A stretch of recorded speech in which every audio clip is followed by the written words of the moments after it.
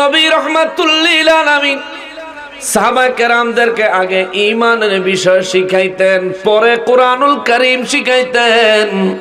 কেননা কোরআনুল কারীমের থেকেও ঈমান হলো গুরুত্বপূর্ণ। জোরে বলেন সুবহানাল্লাহ। ঈমান আনতে গেলে সর্বপ্রথম আমাদেরকে ঈমান আনতে হবে আমানতু বিল্লাহি, ঈমান আনতে হবে আল্লাহর উপরে। আল্লাহ কয়জন? একজন। আল্লাহর কোনো শরীক? আল্লাহ কারো মুখাপেক্ষী? আল্লাহ কাউকে জন্ম দেন? আল্লাহ কারো থেকে জন্ম নেন? ইনি হলেন আল্লাহ, সবকিছুর সৃষ্টিকর্তা তিনি। আসমান জমিন, এমনকি আসমান জমিনে যা কিছু আছে সমস্ত কিছুর সৃষ্টিকর্তা তিনি। রব্বুল আলামিন, রব্বুল ইজ্জত, আমার পরওয়ারদিগারে আলম। আমার রিজিকের ব্যবস্থা তিনি করেন, আমাকে সুস্থ তিনি রেখেছেন, অসুস্থদেরকে শেফা তিনি দান করেন, এ দুনিয়ায় চলাচল করার ক্ষমতা তিনি দান করেন। কথা বলেন ঠিক কিনা? মুসলমানেরা রে, আমার পেয়ারা নবীর উম্মতেরা রে, রব্বুল আলামিনের উপর ঈমান আনার পরে আমানতু বিল্লাহি ওয়া মালাইকাতিহি, ঈমান আনতে হবে ফেরেশতাদের উপরে। ফেরেশতা আসেনি? জোরে কর। জীবনে দেখছেননি? জীবনেও দেখেন নাই, একজনও দেখেন নাই। দুই কাঁধে দুই ফেরেশতা আসেনি? দেখা যায়, ধরা যায়, ছোঁয়া যায়, কথা বলে। আপনারে মাঝে মধ্যে দমক দেয় না? পামকান্দের ফেরেশতা দমক দেন, বলে গুনার কাম করতেছ, আমার দলে অন লাগবো, থামো বলে। তবুও ফেরেশতা আছে না নাই? বিশ্বাস আসেনি? আসেনি? ফেরেশতা আছে, এটা বিশ্বাস, এটা ঈমান। বিশ্বাস করা লাগবে, এরপরে বিশ্বাস করা লাগবে আমানতু বিল্লাহি ওয়া মালাইকাতিহি ওয়া কুতুবিহি। আসমানি 104টা কিতাবের উপর ঈমান আনতে হবে। এই 104 কিতাবের মধ্যে কোরআনুল কারীম শ্রেষ্ঠ বানাইছে কে? আল্লাহ। জোরে কোন কে? এরপরে ওয়া রাসূলিহি, রাসূলের উপর ঈমান আনতে হবে। আল্লাহর উপর ঈমান আনা লাগবে, রাসূলের উপর ঈমান আনা লাগবে। মাঝখানে ফেরেশতা, মাঝখানে আসমানি কিতাব। এরপরে গিয়ে আমার আল্লাহ বলেন ওয়া রাসূলিহি ওয়াল ইয়াউমিল আখির, আখিরাত দিবসের উপর ঈমান আনা লাগবে, কিয়ামত দিবসের উপর ঈমান আনা লাগবে, হাসরের ময়দানে বিচার হবে, ওই বিচারের উপর ঈমান আনা লাগবে। বিচার হইব নি? হইব নি? সবার হিসাব দেওয়া লাগবে নি? হিসাব ছাড়া কেউ বাঁচতে পারবেন? হিসাব ছাড়া বাঁচার কোনো উপায়? রব্বুল ইজ্জত ঈমানের বিষয়গুলো সুন্দর করে স্পেসিফিক করে আমাদের জন্য নির্ণয় করে দিলেন। আখিরাত দিবসের উপর ঈমান আনতে হবে, ভাগ্যের ভালো এবং মন্দের উপর ঈমান আনতে হবে। আমাদের যা ভালো হয়, ভাগ্যে যা ভালো হয়, এই ভালো আমাদের জন্য করেন কে? আল্লাহ। আমাদের ভাগ্যে যা মন্দ হয়, এটা নির্ধারণ করেছেন কে? আল্লাহ। কিন্তু আমাদের ভাগ্যের ভালো হোক কিংবা মন্দ হোক, উভয়টাই আমাদের জন্য উপকারী। কথা বলেন ঠিক কিনা? মুসলমানেরা রে, আমার পেয়ারা নবীর উম্মতেরা রে,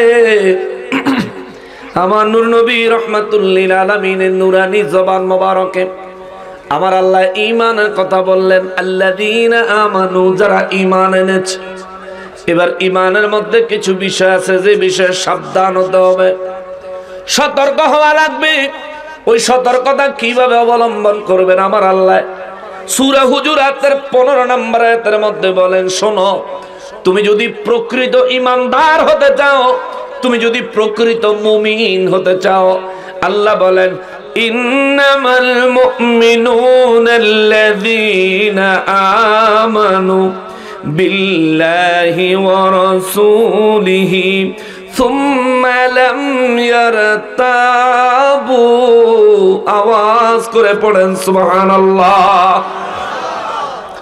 রব্বুল ইজ্জত বলেন, নিশ্চয় তারা হলো মুমিন ইমানদার এটা হলো প্রাথমিক ক্লাস, মুমিন এটা হলো উচ্চ ক্লাস, তার থেকে আরো উপরে মুমিন। মুমিনের মর্যাদা অনেক, ইমানদাররাই মুমিন হতে পারে। আমরা মুমিন হতে চাই কি চাই না? মুমিন হতে চাই কি চাই না? কিন্তু কিভাবে হব ফর্মুলা দিবেন কে? কিভাবে হব ফর্মুলা দিবেন কে? আল্লাহ ফর্মুলা দিবেন সূরা হুজুরাত 15 নম্বর আয়াত। রব্বুল আলামিন বলেন, ইন্নামাল মুমিনুনা আল্লাযীনা আমানু বিল্লাহি ওয়া রাসূলিহি, নিশ্চয় পৃথিবীর জমিনে ওই সমস্ত মানুষগুলো মুমিন, ওই সমস্ত ইমানদারেরা মুমিন হয়েছে যারা নাকি আমানু বিল্লাহি ওয়া রাসূলিহি, আল্লাহ এবং তার রাসূলের উপর ঈমান আনছে। সুম্মা লাম ইয়ারতাবু, ঈমান আনছে কিন্তু কোনো সন্দেহ করে নাই। বিনা সন্দেহে আল্লাহর উপর, বিনা সন্দেহে আমার রাসূলের উপর যারা ঈমান আনছে, আল্লাহ বলেন আমি আল্লাহ তাদেরকে মুমিন বানায়া দিছি। সুবহানাল্লাহ, মুমিন বানায়া দিছে আল্লাহ। আল্লাহর উপর সন্দেহ রাখা যাবে? রাখুন যাইবনি? আল্লাহ আছেননি? আল্লাহর আকার আসেনি? আল্লাহ কি আকার না নিরাকার? জোরে বলেন। কিন্তু এখন তো কিছু মৌলবী সাহেব বাইরেছে, তারা তো আল্লাহর আকার আছে। জোরে কন্যা নাউজুবিল্লাহ। যারা বলে আল্লাহর আকার আছে, এরাই আবার ফিলিস্তিন আর ইসরায়েলের যুদ্ধ যখন লাগছে, তারা কয় ফিলিস্তিনের মুসলমানদের দোষ, ইসরায়েলি ইহুদিদের কোনো দোষ নাই। জোরে কন্যা নাউজুবিল্লাহ। এরা ফেসবুক আইসাই ওয়াজ করছে, এই বক্তব্য দিচ্ছে, ফেসবুক আইসাই বক্তব্য দিচ্ছে। এতদিন ভাবতাম এরা বুঝি ইহুদিদের দালাল, এখন দেখি না, এরা নিজেরা একেবারে পুরোপুরি জীবন্ত ইহুদি। আরে মুসলমান মাইরা শেষ করে ফেলাইতেছে কত বছর ধরে, ফিলিস্তিনিদের উপর নির্যাতন নিপীড়ন চলছে বছরের পর বছর ধরে। তখন তোমার হৃদয় থেকে মুসলমানের পক্ষে দুইটা শব্দ বের হয় নাই। এখন যখন মুসলমান স্বাধীনতার জন্য, মসজিদ আকসা রক্ষার জন্য নিজেদের জীবন বিলিয়ে দিচ্ছে, তখন মুসলমানের পক্ষে কথা নাই, ইহুদির জন্য মায়া লাগে। আমরা জানি স্বজাতির জন্য স্বজাতির মায়া লাগে। তুমি দেখতে মুসলমান হলেও হাকিকতে ইহুদি। মুসলমানেরা রে, আমার পেয়ারা নবীর উম্মতেরা রে, রব্বুল আলামিন বলেন তারাই হলেন মুমিন যারা নাকি আল্লাহ এবং তার রাসূলের উপর ঈমান এনেছে, কোনো সন্দেহ করে নাই।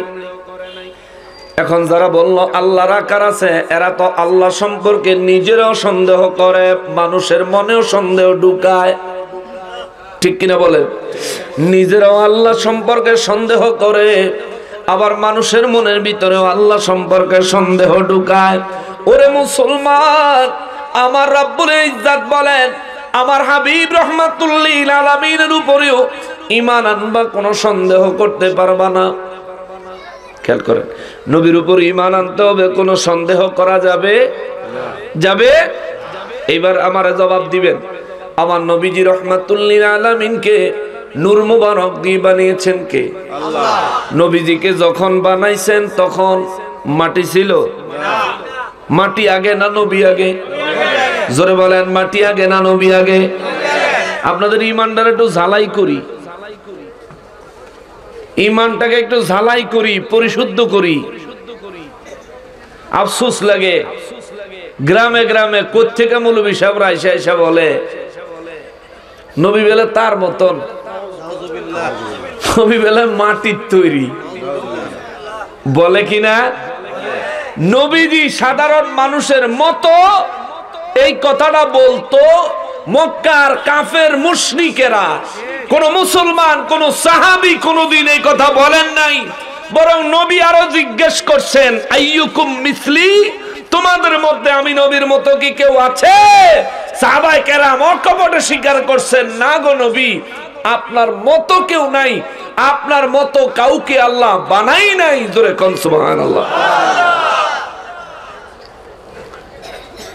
নবীর উপর মানুষের মনে সন্দেহ ঢুকায় দিতেছে যারা, তাদের টার্গেট হলো এই যে আল্লাহ রাব্বুল ইজ্জত সূরা হুজুরাতের 15 নম্বর আয়াতে বলে দিয়েছেন, আল্লাহ এবং তার রাসূলের উপর যারা সন্দেহ করে না তারাই হবে মুমিন। বিপরীত কথা হলো যারা সন্দেহ করে তারার ঈমান আর রইল না। ওরা চিন্তা করছে যে হ্যাঁ, এবার মুসলমানের মনের ভিতরে আল্লাহ এবং তার রাসূল সম্পর্কে সন্দেহ ঢুকায় দাও, যার কারণে তারা বলছে আমার নবী রাহমাতুল লিল আলামিনকে আল্লাহ নাকি মাটি দিয়ে বানাইছে। অথচ নবীজিকে আল্লাহ যখন বানাইছেন তখন তো মাটি বানানোর আল্লাহর কোনো সিদ্ধান্তই ছিল না। সিদ্ধান্ত হয়েছে আগে নবীকে বানাইছেন, নবীর সাথে আল্লাহর প্রেমময় সম্পর্ক গভীর হয়েছে, নবীর প্রেমে আল্লাহ কুদরতে দিওয়ানা হয়ে তারপর সিদ্ধান্ত নিছেন আমি আমার সৃষ্টি জগৎ বানাবো, মাখলুকাত বানাবো, তাদের মধ্যে সৃষ্টি জগৎ এবং মাখলুকাতের মধ্যে হাবিব আপনাকে শ্রেষ্ঠত্ব দান করব, আপনাকে যারা শ্রেষ্ঠ হিসেবে মেনে নিবে আমি আল্লাহর শ্রেষ্ঠত্ব তার মেনে নেওয়া হয়ে যাবে। জোরে কন্যা সুবহানাল্লাহ।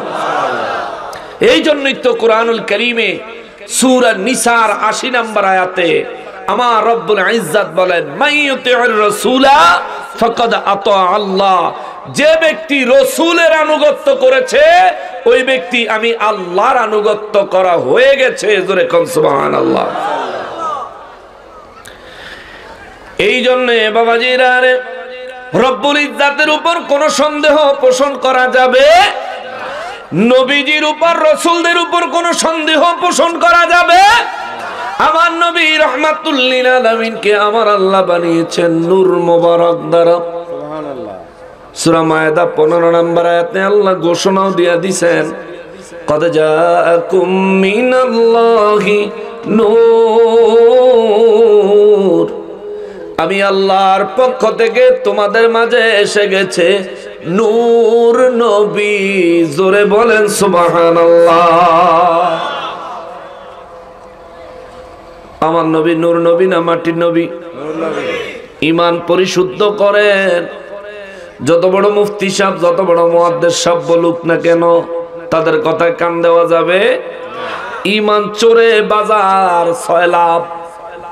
ঈমান ধ্বংস করার জন্য ইহুদি খ্রিস্টান বেঈমানদের পয়সা খায়া এজেন্টেরা জায়গায় জায়গায়, এলাকায় এলাকায়, গ্রামে গ্রামে তারা অবস্থান করছে, মানুষের ঈমান নষ্ট করছে। শোনেন শোনেন, রব্বুল আলামিন বলেন আল্লাহর উপর যারা সন্দেহ করে না, নবীর উপর যারা সন্দেহ করে না, ও বাবা আমার নবী নূর নবী, নূর মুবারক আমার আল্লাহ বানাইছেন নূর নবীজিকে, ঘোষণা দিয়েছেন কোরআন শরীফে নবীজি নূর। আমরাও মানি আমার নবীজি নূর। যারা বলে মাটি, তাদের সাথে কোনো সম্পর্ক নাই, তাদের সাথে কোনো ঝগড়া নাই, ফাসাদ নাই। শুধু একটা কথা বলবো, তুমি যদি মনে করো তোমার নবী মাটি, আমি জানি না তুমি কোন নবীর উম্মত, তবে এইটুকু জানি আমার নূর নবীর উম্মত তুমি হইতে পারো না। ঠিক কিনা বলেন? দ্বিতীয় নাম্বার আরেকটা বিষয়, আমার নবী রাহমাতুল লিল আলামিনকে গায়েবের ইলম দান করেছেন কে? আল্লাহ। জোরে বলেন কে? আল্লাহ। আমার নবীর মধ্যে গায়েবের ইলম ছিল কি ছিল না? ছিল। এই যে 30 পারা কোরআন, এটা কি জাহেরি ইলম না গায়বী ইলম? 30 পারা কোরআন, এটা কি জাহেরি ইলম না গায়বী ইলম? আমার নবী ছাড়া কেউ জানতো? নবীজি ছাড়া কেউ জানতো? নবীজি জানাইছেন এজন্য আমরা জানি, নবীজি জানাইছেন এজন্য সাহাবায়ে কেরাম জানেন, নবীজি জানাইছেন এজন্য সাহাবায়ে কেরাম শিখেছেন। নবীজি যদি না জানাইতেন কেউ জানতে পারতো? তাইলে এই ইলমটা হলো গায়েবের ইলম। আমার নবীকে গায়েবের ইলম দান করেছেন কে? আল্লাহ। জোরে বলেন না কে? আমার নবীর মধ্যে ইলমে গায়েব আছে রে, আমার নবীর মধ্যে ইলমে গায়েব আছে। কারণ এই কোরআনুল কারীম আমার নবী রাহমাতুল লিল আলামিনের উপরে আমার রব্বুল ইজ্জত নাজিল করেছেন, আমার উপর দেয় নাই, আবু বকর রাদিয়াল্লাহর উপরও দেয় নাই, ওমর ওসমান আলী রাদিয়াল্লাহু তাআলা আনহুর কারো উপরে একটা আয়াতও আমার আল্লাহ নাজিল করেন নাই। 1,24,000 সাহাবা কেরামদের মধ্যে কোন সাহাবীদের উপরে আমার আল্লাহ একটা আয়াত নাজিল করেন নাই। প্রতিটি আয়াত, প্রতিটি বিষয় আমার আল্লাহ আমার নবীর উপর নাজিল করেছেন। আল্লাহর কুদরতের দরবার থেকে যে আলেমগুলো আমার নবীর উপর নাজিল হয়েছে, নিঃসন্দেহে এই আলেমগুলো হলো গায়েবের আলেম। তাইলে আল্লাহর দেওয়া ক্ষমতায় আমার নবী ইলমে গায়েব জানেন, এটাই হলো চূড়ান্ত আহলে সুন্নাত ওয়াল জামাতের আকীদা। কথা বলেন ঠিক কিনা? এই বিষয়ে কোনো সন্দেহ করা যাবে না। যদি ঈমানদার হতে চান, যদি মুমিন হতে চান, যদি নিজেকে ঈমানের উচ্চ শিখরে আল্লাহর পছন্দনীয় বান্দার পর্যায়ে নিয়ে যেতে চান, তাহলে বাবা ঈমানের ঘাটতি রাখা যাবে না। আমার নবীকে গায়েবের ইলম দান করেছে কে? আল্লাহ। অনেকে দেখবেন কালকা কইব না না না, সূরা জিনের 26 নম্বর আয়াতে আমার আল্লাহ বলেছেন, আলিমুল গায়বি ফালা ইউযহিরু আলা গায়বিহি আহাদা। আল্লাহু আকবার। অনেকেই দেখবেন কালকে বলবে, নকশবন্দি হুজুর যে কয়ে গেল নবী গায়েবের ইলম জানে, কিন্তু আল্লাহ তো বলছেন আল্লাহ কাউরে গায়েবের ইলম দান করে না। আলিমুল গায়বি ফালা ইউযহিরু আলা গায়বিহি আহাদা। আল্লাহ বলেছেন গায়েবের ইলম আল্লাহ কাউকে দান করেন না। এখন তাইলে নকশবন্দি হুজুরের কথা ঠিক না আল্লাহর কথা ঠিক? এখন আপনারা তো বিভ্রান্তিতে পড়ে যাবেন যে আসলেই তো আল্লাহ যদি কয়ে থাকে কাউরে গায়েবের ইলম দেয় না, তো নকশবন্দি হুজুর কেমনে কইল? কারণ হুজুর তোর পাইতেছেন না, হুজুর তো গেছে গাওয়াজ করে ভাই। এখন কি উপায় হবে? সমাধানটা অ্যাডভান্স দিয়ে যাই, তাইলে ওই সান্দু করে ভালো মতন কইতে পারবে। রব্বুল আলামিন সূরা জিনের 26 নম্বর আয়াতে আমার আল্লাহ কাউকে গায়েবের ইলম দেন না এমন কথা বলেন নাই। আল্লাহ বলেছেন আলিমুল গায়বি ফালা ইউযহিরু আলা গায়বিহি আহাদা। আমি আল্লাহর শান এমন নয় রে, আমি আল্লাহর মর্যাদা এমন না যে আমি আল্লাহ যারে ইচ্ছা তারে গায়েবের ইলম দান করব। এটা আমার শান নয়, এটা আমার মর্যাদা নয়। আমি যাকে তাকে গায়েবের ইলম দেই না। কারণ গায়েবের ইলম সস্তা জিনিস না, গায়েবের ইলম এত মূল্যহীন জিনিস না।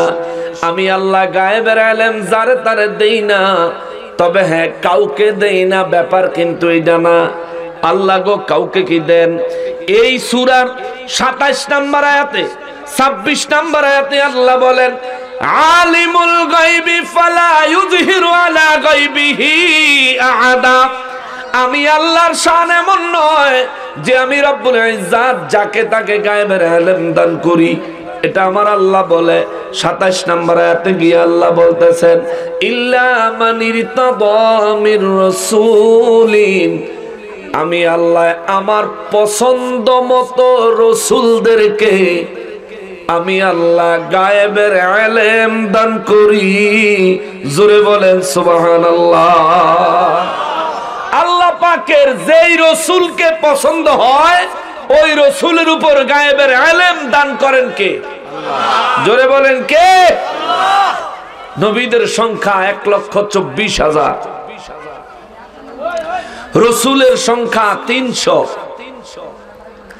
এই 300 রাসূলদের মধ্য থেকে আল্লাহ যদি একজন রাসূল নির্বাচন করেন, যে রাসূলের উপর আল্লাহ গায়েবের ইলম দান করবেন, ওই একজন রাসূল হবেন আমার রাসূল। কথা বলেন ঠিক কিনা? কারণ আমার রাসূলের চাইতে শ্রেষ্ঠ কোন রাসূল নাই, আমার নবীর চাইতে শ্রেষ্ঠ কোন নবী নাই। আমার নবী আল্লাহর হাবিব, আর কেউ আল্লাহর হাবিব হতে পারে? অতএব আল্লাহ যদি একজন রাসূলকে গায়েবের ইলম দান করেন, সেই একজন রাসূল হবেন আমার রাসূল। কথা বলেন ঠিক কিনা? সূরা জিনের 26 নম্বর আয়াত দিয়ে মানুষকে বিভ্রান্ত করে বেয়াদবের দল, কিন্তু 27 নম্বর আয়াতে আল্লাহ নিজে ঘোষণা দিচ্ছেন, আমি আমার মনোনীত রসুলদেরকে গায়েবের ইলম দান করি। জোরে কন্যা সুবহানাল্লাহ। স্টেজের পিছনে যে পরিমাণে ডিস্টার্ব করতেছে, এখানে ওয়াজ করার কোনো পরিবেশ নেই। হ্যাঁ, এখানে মাহফিলের কমিটির লোকেরা দায়িত্ব নিয়ে এগুলো ব্যালেন্স করা উচিত। বাবা, আপনাদের কষ্ট হয়ে যাচ্ছে।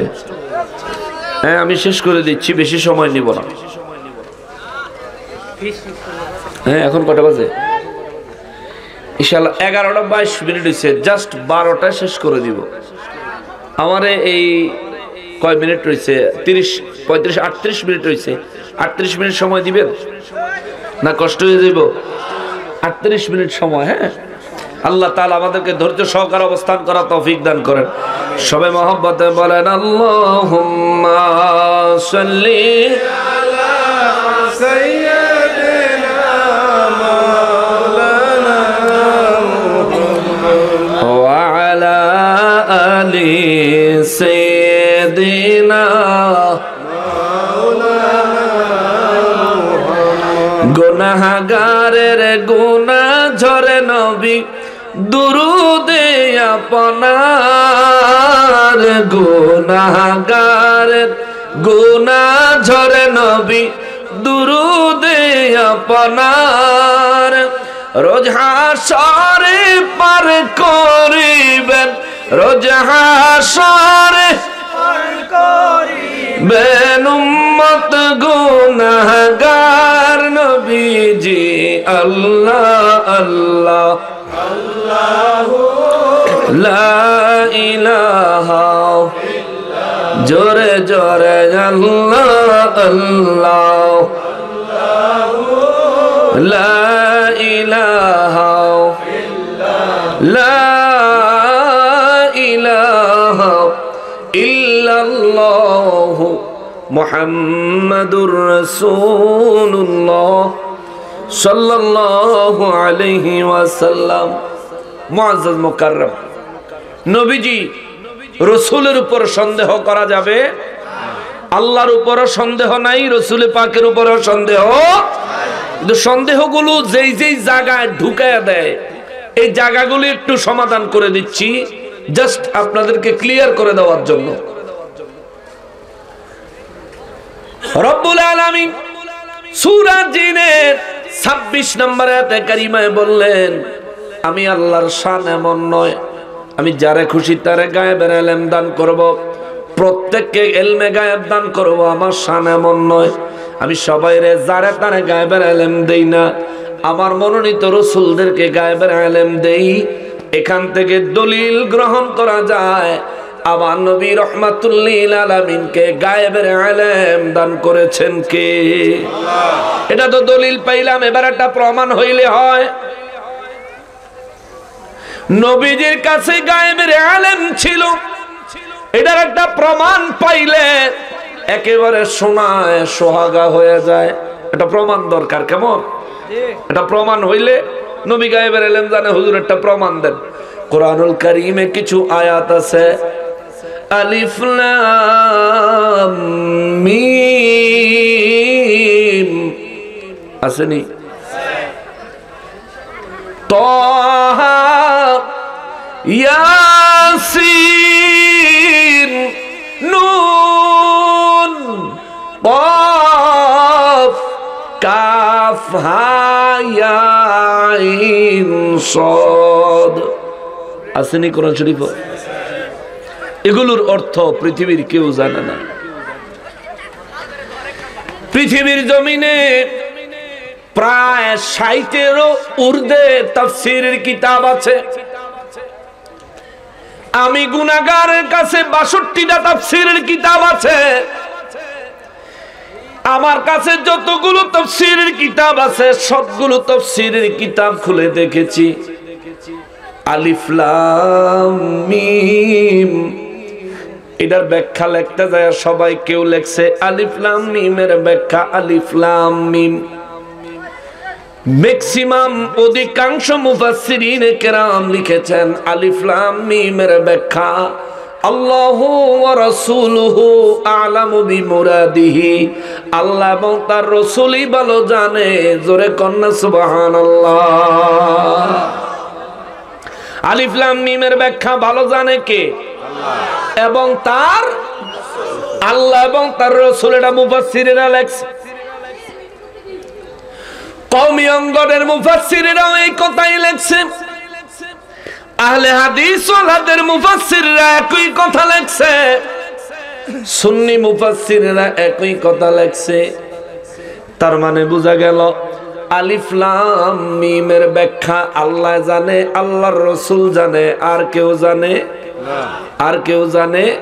তাইলে আলিফ লাম মিমের ব্যাখ্যা এটা হলো গায়েবের ইলম। এই গায়েবের ইলম আল্লাহ জানে, এই গায়েবের ইলম আমার নবীও জানে, আমরা কেউ জানি না। প্রমাণ হয়ে গেল আমার নবী ইলমে গায়েব জানে। নবীকে দান করেছেন কে? এরপরও যদি মানতে না চান আর একটু সহজ করে দিই।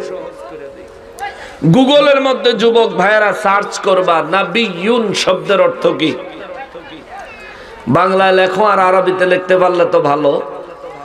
লিখবা নাবিয়ুন শব্দের অর্থ কি, দেখবা গুগল থেকে অর্থ বের হবে যিনি অদৃশ্যের সংবাদ দেন তিনি হচ্ছেন নবী।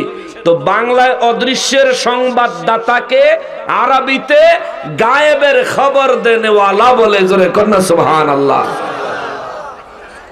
তো যার কাছে গায়েবের খবর আছে তিনিই তো গায়েবের খবর দেন, যার কাছে গায়েবের খবর নাই তিনি আবার কিসের খবর দিবে?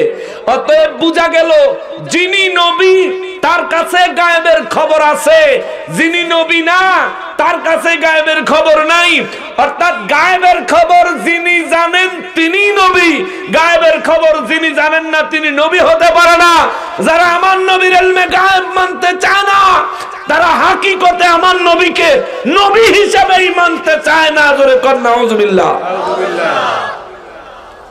কোথায় গিয়ে দাঁড়াইছে দেখছেন? এই জন্য এখন তারা আস্তে আস্তে আমার নবীর ইজ্জতে আঘাত করার জন্য তাদের ফর্মুলা মোতাবেক আগাইতেছে। ইদানিং বলছে 40 বছরের আগে নবীজির যেই জীবন মোবারক ছিল, এই শিশুকাল থেকে 40 বছর পর্যন্ত এই জীবনে নবীজি নবীও ছিল না, নবীজির ওই জীবন নাকি অনুসরণীয় অনুকরণীয় নয়। জোরে কর নাউজুবিল্লাহ। তারা নবীজিকে নবীজির নবুয়তের সীমানা দেয়। আমার নবীজির নবুয়ত বেলা ছিল 23 বছর, 40 বছর থেকে 63 বছর পর্যন্ত। এগুলো ঈমান ধ্বংস করার পরিকল্পনা মাফিক কাজ চলতেছে। খবরদার, এদের খপ্পরে পা দেওয়া যাবে। সাবধান, খুব সাবধান। এ গেল নবীর ইলমে গায়েব। আরেকটা বিষয় হলো আমার নবী হাজির ও নাজির। এই বিষয়ের উপরে অনেক সন্দেহ, অনেক সংশয়।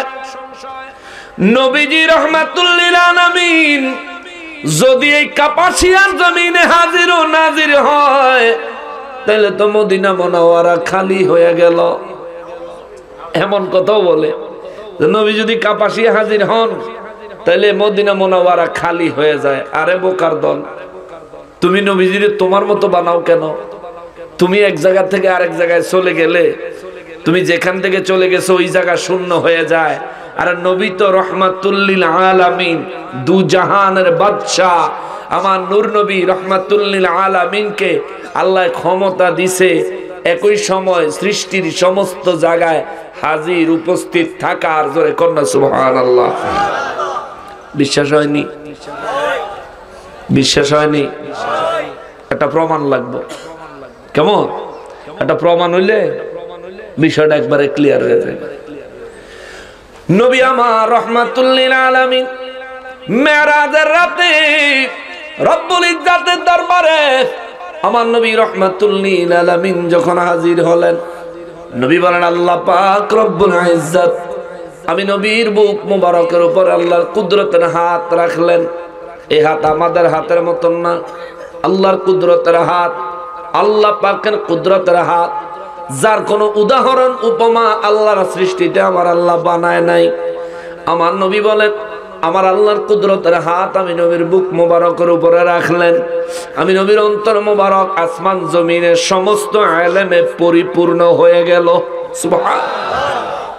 নবী বলেন, আমি নবীর অন্তর মোবারকে আল্লাহ পাকের আসমান জমিনের সমস্ত ইলম যখন এসে গেল, আমি নবীর শরীর মোবারকে একটু কম্পন সৃষ্টি হলো। জিবরাইল আমিনকে দিয়ে আমার আল্লাহ আমি নবীকে একটু জান্নাতে পাঠাইলেন। জান্নাতি আবহাওয়া গায়ে লাগলে শরীরটা স্থির হয় যেন আল্লাহ পাঠাইলে আমি জিবরাইল আমিন প্রবেশ করলাম। জিবরাইল আমিন তাকায় দেখে জান্নাতের ভিতরে একদল উট। উট চিনেন? উট, একদল উট একদিক থেকে আসে আরেক দিকে যায়।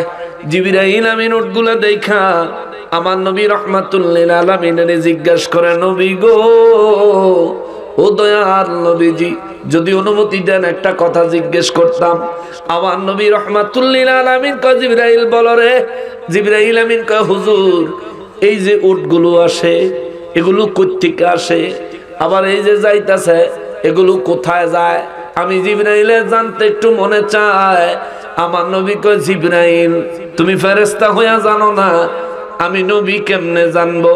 জিবরাইল আমিন মুস্কি হাসি দিয়া কয়, ইয়া রাসূলুল্লাহ, নবী গো, আমি জিবরাইলের আকীদা আল্লাহ পাক রব্বুল ইজ্জাত আপনি নবীকে যে গোপন বিষয়গুলো জানায়, এই গোপন বিষয়গুলো আর কাউরে জানায় না, আমি জিবরাইলও জানায় না। সুবহানাল্লাহ। হুজুর, আমি জিবরাইলের বিশ্বাস এই উটগুলো কোত্থেকে আসে কোথায় যায় আপনি নবী জানেন। আমার নবী রহমাতুল্লিল আলামিন বলেন, জিবরাইল রে, বেশি রহস্যের কথা কইও না, তোমার যেহেতু উট সম্পর্কে জানতে মনে চায়, তুমি যায়া উড়াল দিয়া যায়া দেখো, তোমার না 600 নূরের পাখা আল্লাহ দিছে, 600 নূরের পাখা কাজে লাগাও, লাগায়া তুমি উড়াল দাও, উড়াল দিয়া দেখে আসো কোন জায়গা থেকে উটগুলো আসে, আবার কোথায় গিয়া উটগুলো থামে, যাও দেখে আসো। জিবরাইল আমিন কয়, হুজুর আপনি অনুমতি দিলে আমি কিন্তু যাব। আমার নবী কয়, জিবরাইল যাও যাও যাও। জান্নাতের ভিতরে জিবরাইল আমিন 600 নূরের পাখা কাজে লাগায়া জান্নাতের ভিতরে উড়াল দিতে আরম্ভ করেছে।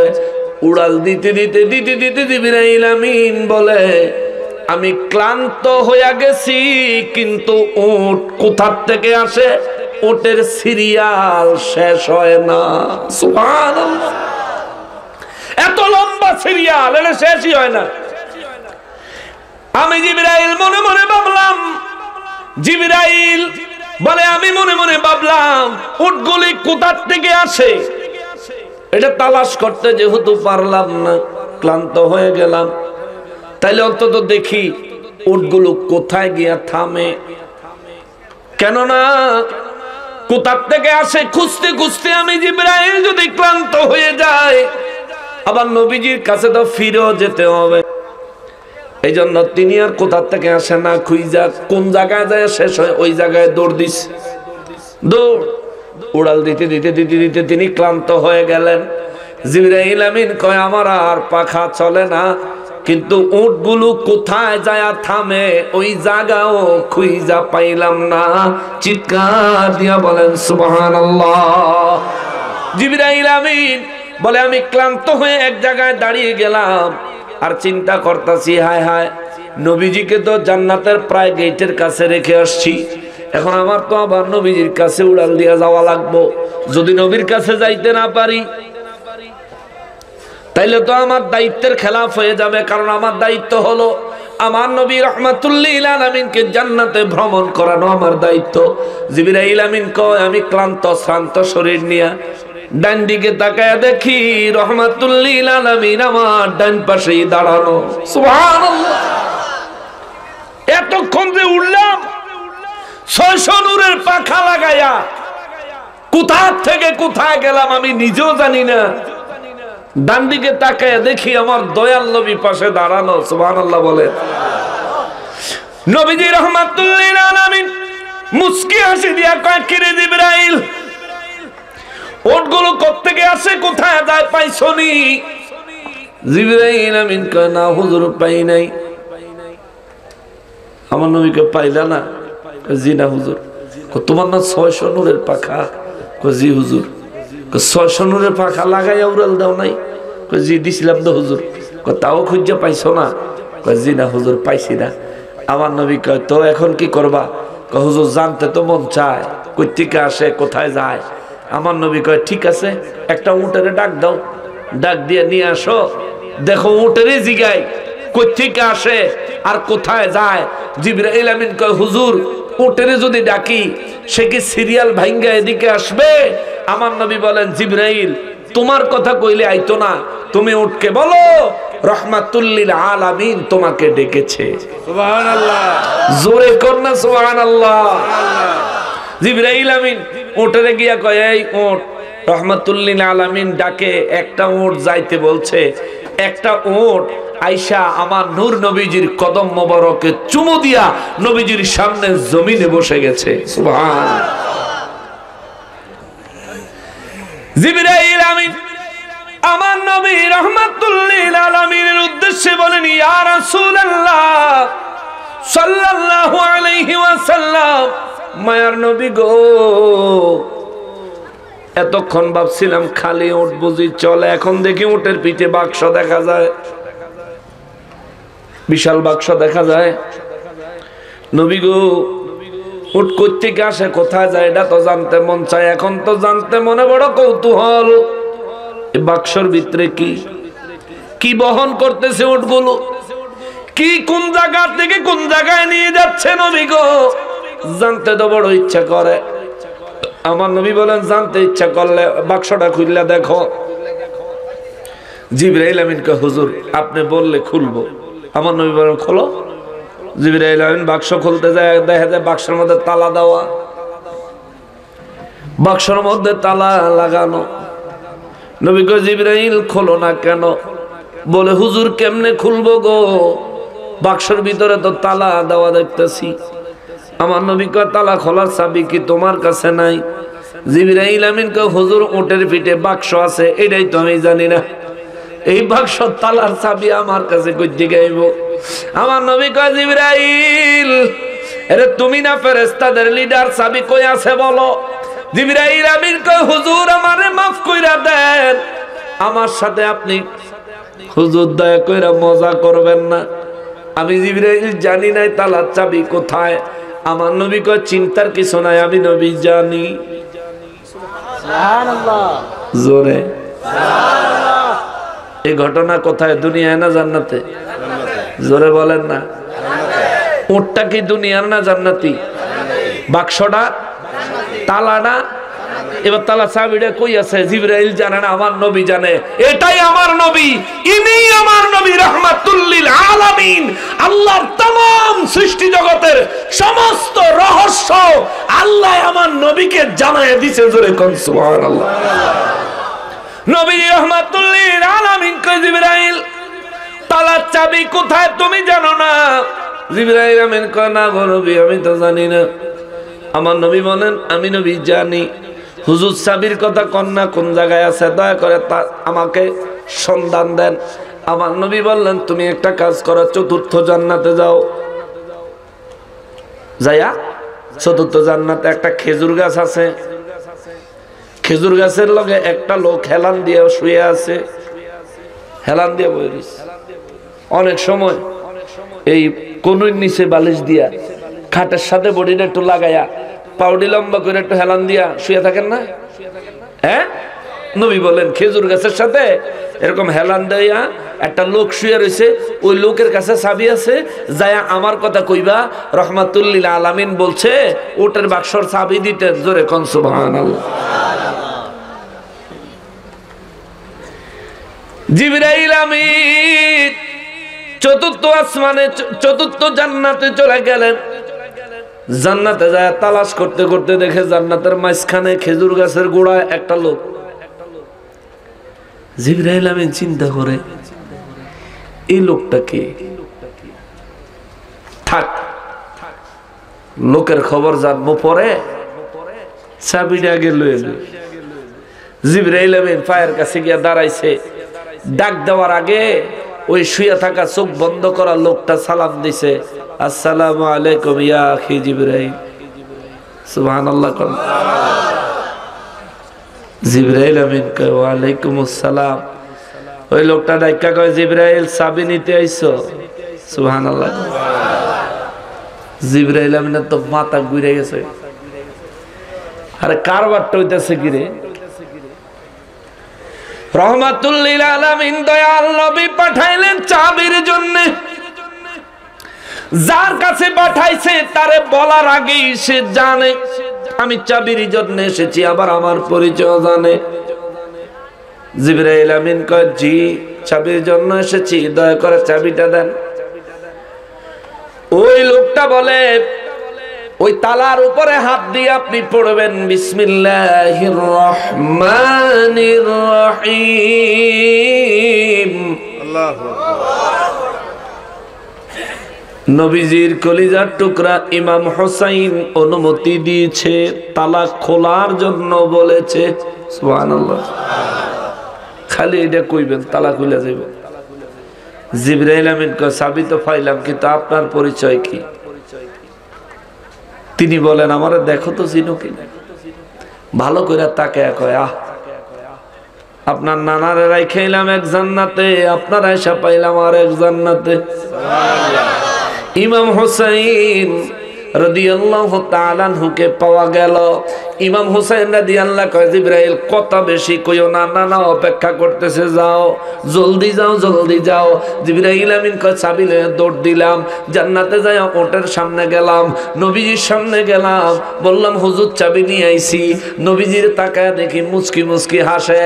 ইয়া রাসূলুল্লাহ, হাসতেছেন যে কেন সেটাও তো বুঝতাছি।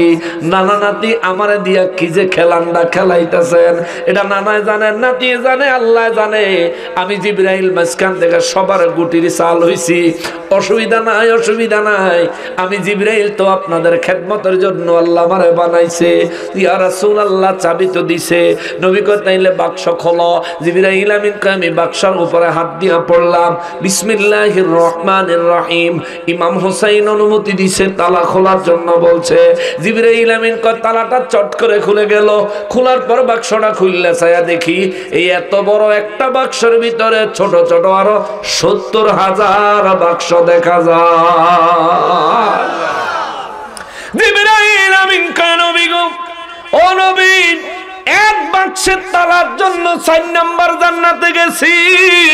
এখন তো বাক্সের ভিতরে শুধু ৭০,০০০ বাক্স, প্রতিটা বাক্সের মধ্যে তালা দেওয়া। হুজুর এই বাক্সের ভিতরে কি আছে জানতে বড় মনে চায়। আমার নবী বলেন একটা বাক্স বাইর করো। বাইর করার পর নবী বলেন তালাটা খোলো। হুজুর চাবি তো নাই। বড়টা চাবি আছিল, এটা খুলছি, এটা চাবি তো নাই। আমার নবী কয় জিবরাইল চাবি একটাই। সুবহানাল্লাহ কর, একটাই চাবি, খোলো। জিবরাইল আমিন বলেন এই তালায় হাত দিয়েও আমি বললাম বিসমিল্লাহির রহমানির রহিম। ইমাম হুসাইন অনুমতি দিয়েছে, তালা খোলার জন্য বলেছে। বলতে দেরি তালা খুলে গেল। বাক্স খুললাম, তাকায় দেখি গোল গোল ডিম। আমি বললাম হুজুর এই ডিমগুলি বাক্সের ভিতরে এত যত্ন করে নেওয়ার কি আছে? নবী কয় জিবরাইল ভালো করে ছায়া দেখো এগুলো ডিম কিনা। জিবরাইল আমিন কয় হুজুর ভালো করে তাকায় দেখলাম ডিম। তাকায় দেখে না না না, এগুলো দেখতে ডিমের মতো হলেও প্রতিটি ডিমের মধ্যে তালা লাগানো। জোরে কোন সুবহানাল্লাহ। জিবরাইল আমিন কয় নবী গো, যদি অনুমতি দিতেন তাইলে আমি এই ডিমটার একটু খুইলা দেখতাম। নবী বলেন খোলো। হুজুর চাবি আমার নবী বলেন আগেরটাই। জিবরাইল আমিন আগের চাবি দিয়ে খুললো। খোলার পরে জিবরাইল আমিন কয় বড় বাক্স খুললা দেখি ছোট ছোট ৭০,০০০ বাক্স। একটা বাক্স খুললা দেখি এক বাক্সের ভিতরে ৭০,০০০ ডিম। একটা ডিম খুললা দেখি ডিমের ভিতরে ৭০,০০০ জগৎ দেখা যায়। জোরে বলেন সুবহানাল্লাহ। জগৎ কারে কয়? এই গোটা পৃথিবী একটা জগৎ। এরকম ৭০,০০০ জগৎ ডিমের ভিতরে দেখা যায় আমার নবী রাহমাতুল লিল আলামিন মুস্কি মুস্কি আসে আর কয় জিবরাইল কি ফাইলি? কয় হুজুর ৭০,০০০ জগৎ পাইছি। আমার নবী কয় জগৎ পাইছো? কয় জি হুজুর। আমার নবী কয় জিবরাইল এই জগৎ গুলাতে ঢুকতে চাওনি? কয় হুজুর ঢুকতাম তো চাই। কয় তাহলে ঢুকো? কয় হুজুর ঢুকন যাইতো না। কয় কি লিগা? কয় ইয়া রাসূলুল্লাহ আপনি আমার সামনে জান্নাতে যেভাবে হাতে জান্নাতি গাছের লাঠি নিয়ে দাঁড়িয়ে আছেন, প্রতিটা জগতে প্রবেশ দ্বারে আপনি নবী সমানভাবে লাঠি নিয়ে দাঁড়িয়ে আছেন। সুবহানাল্লাহ, আল্লাহু আকবার। নবী জান্নাতেও আছে, প্রতিটা জগতেও আছে। এটা মেরাজের ঘটনা। মুসলমানের আরে আমার নবী রাহমাতুল লিল আলামিনকে হাজির ও নাজির হওয়ার ক্ষমতা দিয়েছেন কে? সূরা নিসার ৪১ নম্বর আয়াতে আমার রব্বুল ইজ্জত বলেন, নবী গো বিশ্ববাসীকে জানায় দেন গো নবী, হাসরের ময়দানে সমস্ত উম্মতের ব্যাপারে আমি নবী সমস্ত নবীদের থেকে সাক্ষী নিব, সমস্ত নবীদের ব্যাপারে এবং আপনার উম্মতদের ব্যাপারে আমি আল্লাহ আপনার নবীর থেকে সাক্ষী নিব। সুবহানাল্লাহ। খেয়াল করেন, আমাদের ব্যাপারে যদি আমার নবীর থেকে আল্লাহ সাক্ষী নেন তাহলে আমরা নবীর উম্মত, এই জন্য সাক্ষী নিবেন। সব নবীদের ব্যাপারে আমার নবী সাক্ষী দিবেন। আমার নবী হবেন রাজ সাক্ষী। সাক্ষী কারে কয়? যে ব্যক্তি ঘটনাস্থলে উপস্থিত থাকে, যে ব্যক্তি ঘটনা নিজের চোখে দেখে, যে ব্যক্তি ঘটনা নিজের কানে শোনে, এই ব্যক্তি হয় রাজ সাক্ষী। আমার নবীকে আল্লাহ বানাবেন রাজ সাক্ষী। ওই সমস্ত নবীদের ক্ষেত্রেও আমার নবী রাজ সাক্ষী, আমাদের ক্ষেত্রেও আমার নবী রাজ সাক্ষী। তাইলে আমরা কে কখন কোথায় কি করলাম না করলাম, এইটা যদি আমার নবী স্বয়ং নিজে উপস্থিত থেকে নিজের চক্ষু মোবারকে দেখে নিজের কান মোবারকে না শোনেন, তাইলে আমার নবী কি রাজ সাক্ষী হতে পারেন? হতে পারেন? তাহলে নবীর কাছ থেকে আল্লাহ রাজ সাক্ষী যে নিবেন, আল্লাহ সিদ্ধান্ত নিলেন, কোরআন শরীফে সূরা নিসার ৪১ নম্বর আয়াতে ঘোষণা দিলেন। তার মানে আমার নবীকে উম্মতের সমস্ত বিষয়ে উপস্থিত থাকার, নিজের চোখে দেখার, নিজের কানে শোনার পাওয়ার ক্ষমতা আগে নবীকে আল্লাহ দিছে, পরে নবীকে রাজ সাক্ষী বানাবে, এই ঘোষণা কোরআন শরীফে দিয়েছে। ঠিক কিনা বলে? এরপরেও কেউ যদি বলে না নবী হাজির নাজির নন, তাইলে আমি তারে বলবো কোরআন শরীফে সূরা নিসার ৪১ নম্বর আয়াতের ব্যাখ্যাটা আমারে দাও। সূরা নিসার ৪১ নম্বর আয়াতের ব্যাখ্যাটা দাও, দেখো সেখানে কি লিখেছে। মুসলমানের আরে, আমার পেয়ারা নবীর উম্মতের আরে, আমার নূর নবী রাহমাতুল লিল আলামিনের ব্যাপারে যারাই বলে মদিনা মুনাওয়ারা থেকে নবীজি কাপাসিয়া যদি কোনো উম্মতের দেখা দিতে আসে, দিদার দিতে আসে, তাহলে মদিনা মুনাওয়ারা যারা বলবে খালি হয়ে যায়, তাদের কানে একটা খবর দিতে চায়। কওমি অঙ্গরের একজন বক্তা জুনায়েদ আল হাবিবি, মাওলানা জুনায়েদ আল হাবিবি সাহেব, তিনি একটা বক্তব্য দিয়েছিল। হেফাজতের আন্দোলনের পরে হাটহাজারী মাদ্রাসার মুরব্বী শফি সাহেব নাকি স্বপ্নে দেখছিলেন হেফাজতের আন্দোলনে আমার নবী সাহাবায়ে কেরামদেরকে নিয়ে হাজির হয়েছিল মতিঝিল। এইটা আহমদ শফি সাহেব স্বপ্নে দেখছে। এই কথা আবার ওয়াজ করছেন তাদেরই ঘরানার আলেম জুনায়েদ আল হাবিবি সাহেব। এই বিষয়ে আমরা কোনো আপত্তি বা দ্বিমত করতে চাই না। যদি তিনি স্বপ্ন দেখে থাকেন ঠিক আছে, দেখছেন, কিন্তু আমি নবীকে স্বপ্ন দেখলে যখন মদিনা খালি হয়ে যায়, হেফাজতের আন্দোলনে যখন নবীজি আসছিলেন তখন কি মদিনা খালি হয় নাই? কি আমরা কি প্রশ্ন করার অধিকার রাখি না? রাখি না? দেওবন্দি যারা আছেন, দেওবন্দ মাদ্রাসার পক্ষে, এই দেওবন্দ মাদ্রাসা প্রতিষ্ঠা হয়েছে আবুল কাসেম নানুতুবি সাহেব বলেছে, আমি নবীকে স্বপ্নে দেখলাম, নবীজি একটা লাঠি দিয়ে দাগ দিয়ে দিলেন এবং বললেন এখানে একটা মাদ্রাসা তৈরি করার জন্য। ঘুম ভাঙলো, দৌড়ে গেলাম, যে জায়গা স্বপ্নে দেখলাম, যায়া দেখি লাঠিটাও পড়ে আছে, যেই জায়গায় নবীজি দাগ দিছে জমিনে দাগও আছে। জোরে কন্যা সুবহানাল্লাহ। উনি স্বপ্ন দেখলেন, নবীজি দাগ দিলেন, এই দাগও আছে, লাঠিও আছে। যারা নবীর হাজির নাজির বিশ্বাস করেন না, মানেন না, যারা বলেন নবী হাজির নাজির হইলে মদিনা শরীফ খালি হয়ে যায়, ওই ভাইদের কাছে আমরা জানতে চাই, দেওবন্দ মাদ্রাসায় নবীজি যখন দাগ দিতে আসছিলেন তখন কি মদিনা খালি হয় নাই? খালি এই সুন্নি মুসলমান নবীর উম্মতের সাথে নবী দিদার দিতে আসলেই, নবীজি হাজির নাজির হইলেই মদিনা খালি হইয়া যায়?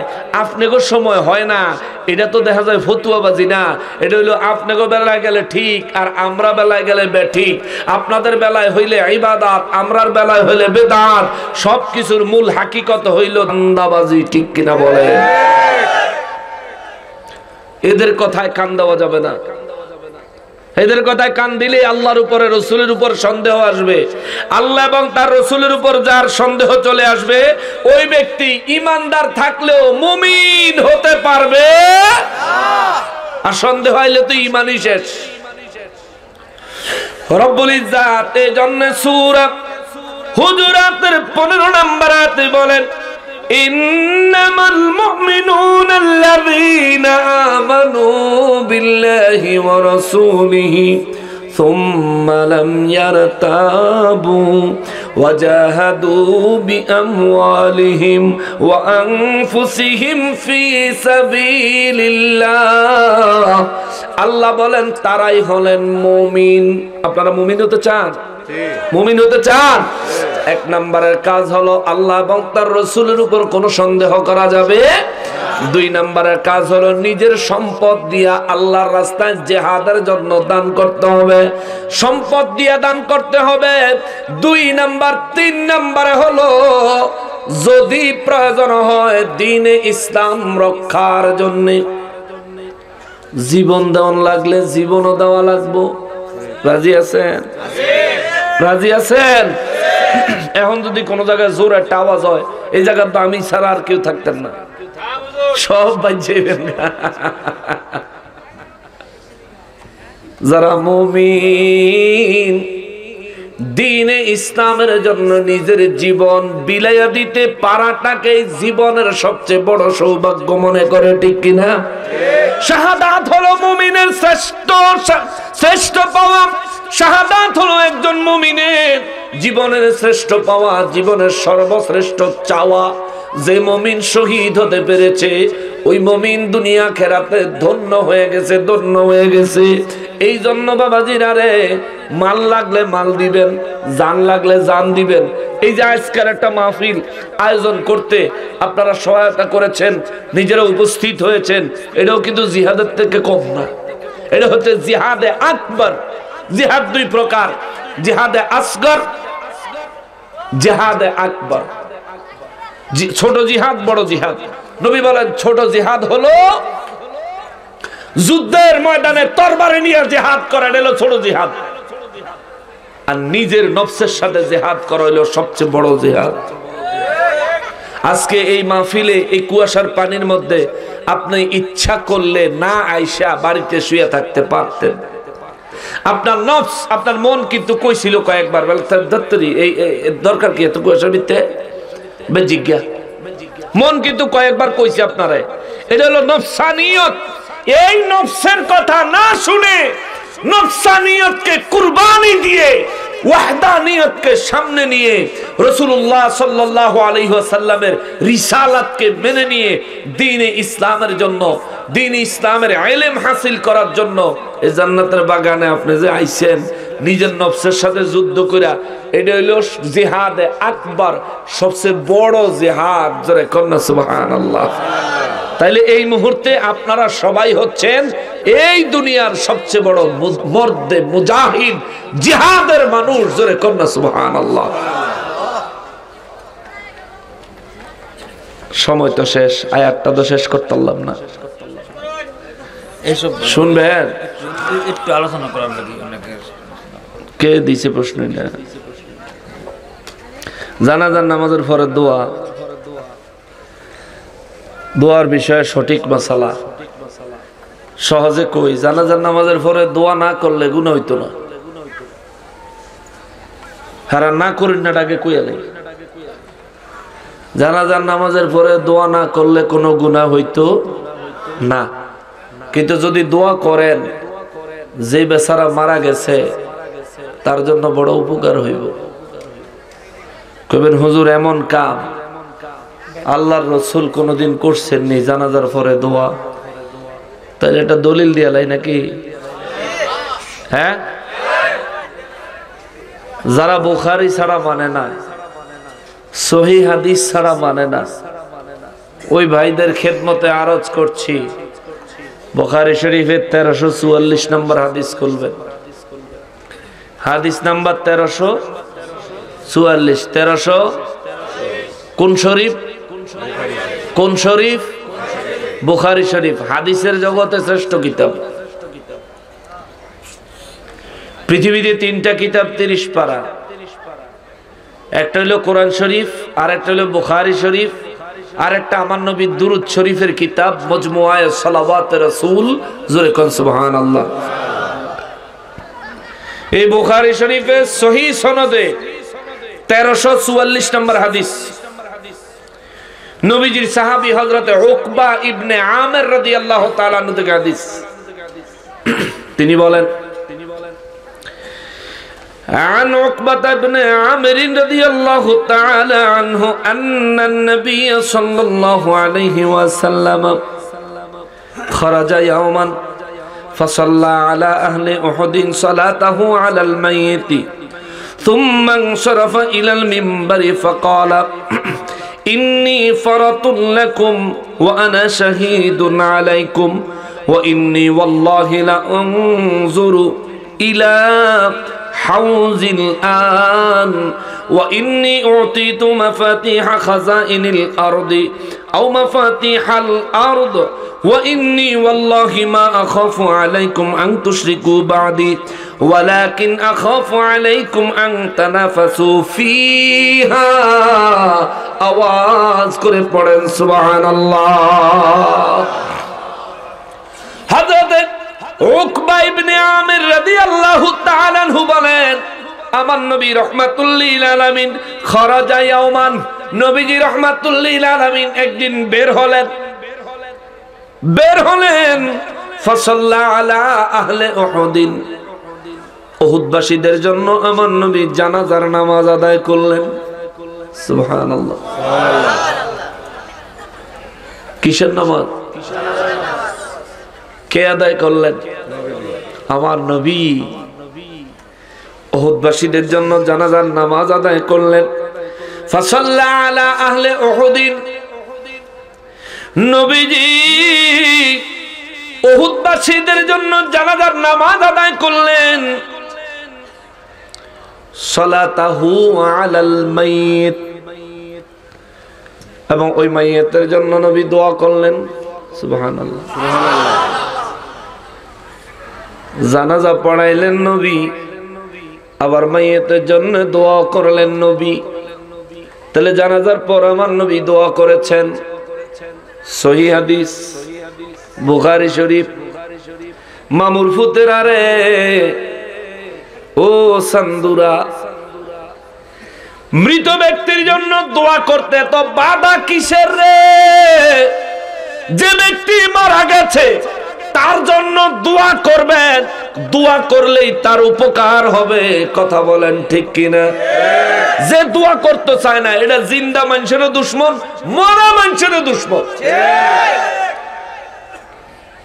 আমি চিন্তা করি, যে বেটা মারা গেছে হে বেটার লেগে জানাজাটা যখন পড়ছে, জানাজার পরে মানুষে কইতাছে হুজুর দোয়া করেন, হুজুর কইতাছে বেদাত, বলে না? আমি মনে মনে চিন্তা করি, আল্লাহ যদি ওই সময় ও মুর্দা বেটারে 5 মিনিটের লেগে জানটা ফেরত দিত, আল্লাহ যদি ফেরত দিয়া কইতো যে 5 মিনিট ফেরত দিলাম, যারা দোয়া করতে কয় হ্যাঁ করে কিলাবি না, যে দোয়া বন্ধ করতে কয় হ্যাঁ রে কিলাবি, তুই কিলাইলা? 5টা মিনিট আল্লাহ যদি টাইম দিত, তো হে বেটা উঠটা কই নাই হুজুর রে প্যাকেট করে লইলে, ঠিক কিনা বলেন? এই চেয়ার হুজুর মাস গেলে বেতন দেই আমরা আমগো মহল্লা খাও, আমি মরছি মানুষে আমার লেগে দোয়া করব, এই দোয়া করলে তোর বাপের কি রে? আচ্ছা করে কন্যা লইলে তারে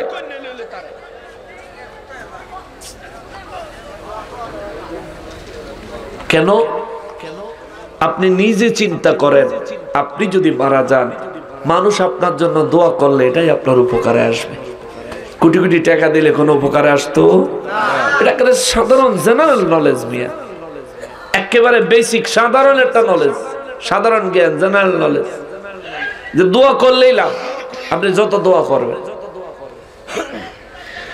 নবীজি রাহমাতুল লিল আলামিন উহুদের ময়দানে উহুদবাসীদের জন্য আমার নবী জানাজার নামাজ আদায় করলেন, আবার তাদের জন্য দোয়াও করলেন।